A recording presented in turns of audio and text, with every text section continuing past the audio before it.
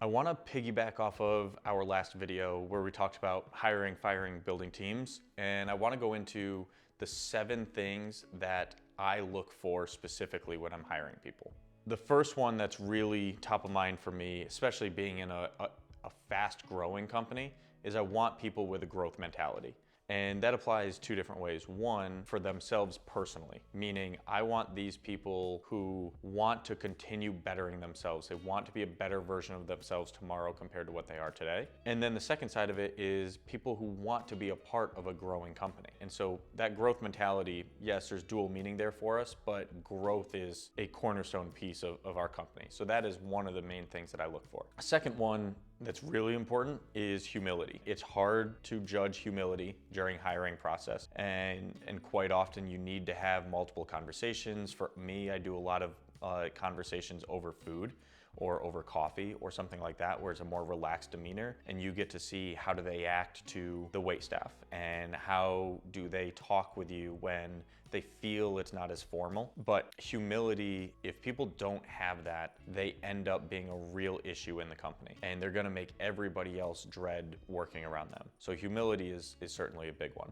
The third one for us, and this is another one of the core values, is communication. So we work unbelievably well together as a team. And the biggest reason for that is the way that we have our communication set up. People are not only allowed, but expected to come to anyone in the company and have candid but respectful conversation. And I think the word candid or candor or anything in that space, it almost gets used by people as an excuse to be rude. So respectful candor for us is important. How do you communicate directly to your peers and at the same time allow them to feel like you're respecting them and you're valuing who they are as people? Respectful communication, respectful, candid communication is a staple or a cornerstone in our company. Building off of that, the communication part, our fourth one is going to be a team mentality. We work as a team. We do not have lone rangers where it's one person doing everything. I mean,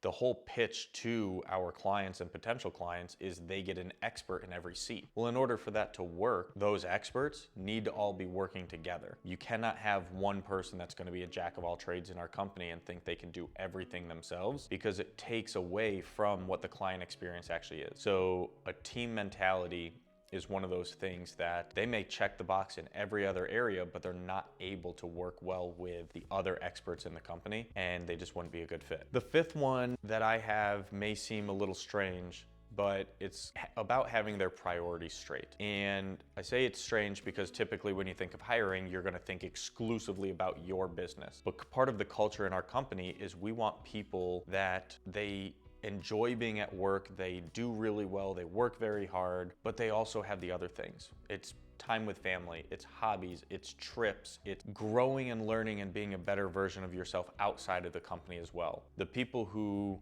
want to work 90 or 100 hours a week and they're treating their family terribly and they don't spend any time and they don't value their health at all, that's fine for them, but part of our culture is having that balance, not like a work hard, play hard type mentality, right? We want people that when they're focused on the company, they're focused on the company. They're knocking it out of the park. But at the same time, they have not only the ability, but the desire to live an enriched life outside of work. Number 6 for us is being comfortable failing. And I'm hesitating here because I think a lot of this is gonna be your responsibility as the leader in the company. You have to create an environment where your employees feel comfortable failing. And if you don't, what's gonna happen is everybody's gonna stay very inside the box and you're not gonna get even close to the best version of those employees. You need to set that for yourself and you need to exude that to everybody in the company. But when it comes to hiring, specifically I'm asking for examples of how they failed, when they failed, what did they take from that to learn and grow and be a better person or be a better version or do better at their job? And not the, what are your strengths, what are your weaknesses, but I want real, authentic, I struggled and this is what happened because of it. And people who are able to share that vulnerable of a story with somebody who's thinking of hiring them, they understand that failing is not a negative thing, but that it's a positive thing. It leads to more growth, it leads to more creativity, it leads to better ideas. That's somebody that that I think can be a part of a bigger vision of a business. Number 7 is people who are organized. It seems like something that should be common, but I cannot tell you the amount of times that people they're unorganized and they show it in different ways. Their time management is bad.